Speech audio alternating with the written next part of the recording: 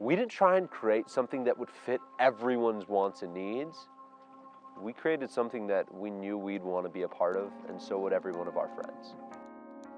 Welcome Vipassana family and everyone who's watching. My name's Nikhil Bhatia. I'm the CEO of Vipassana, and myself, along with our president, Brett Boucher, wanted to take some time to share with you where Vipassana is heading and our vision for this company.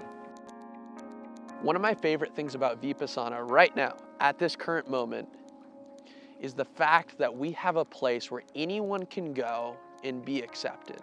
We like to talk about unconditional love and treat your neighbor as you would want to be treated. And, you know, it almost becomes funny. Like, I'm trying not to laugh because these are so foreign lessons that we learned way back then, yet none of us apply it. We almost think that it's not plausible outside of a church setting or outside of a setting that has a particular agenda. And that's what I'm so proud of in Vipassana, is that we have one common goal for each individual member, and it's to be the best version of who they want to be. Today, the impact that Vipassana is making is already incredible. It's only been a few months that this company's been around, and you see people in all these different cities going out there and doing things like society impact challenges, where they challenge themselves to put others first, to learn what it's like to just serve someone else while getting nothing in return. There aren't many areas in life where you see that, especially from young people these days, in a consumer world where everyone's thinking, what can I get for myself? Every technological company in Silicon Valley or all the way down south or all the way up north, they're focusing on one thing. How do we adapt to millennials? Because we have seen a lot of stuff in our life. We've seen the economic collapse in 2007. We've seen 9/11. There's a lot of things that changed our perspective on life. And as you play the art of living, you'll start to understand that this perspective is essential to living. It's essential to how you view life. So since young people today, millennials view life so much different than maybe our parents' generation, our parents' parents' generation, the way we market, the way we engage, the way we interact, the way we teach has to be different.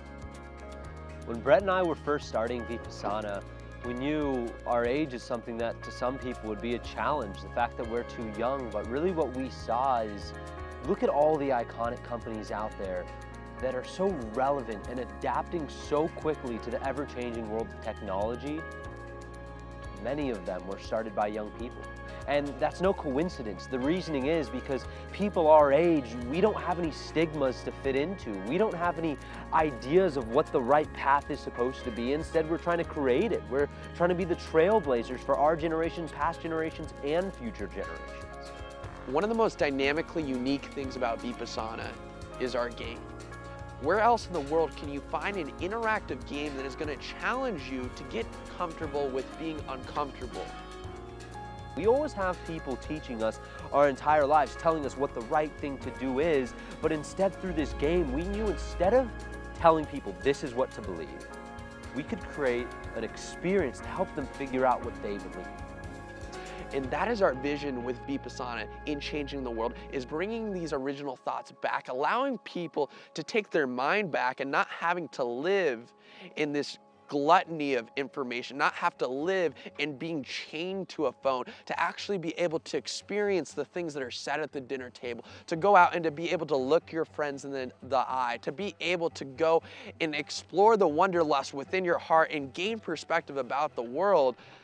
These are the ideas that will change the world, because ultimately it changes the way we think. We know that this goal with Vipassana is something that seems impossible, but if you look at every great company out there, they started with ambitions that seemed impossible to reach, and then they were the ones who created the means necessary to make it happen. And that's what we're going to do with Vipassana.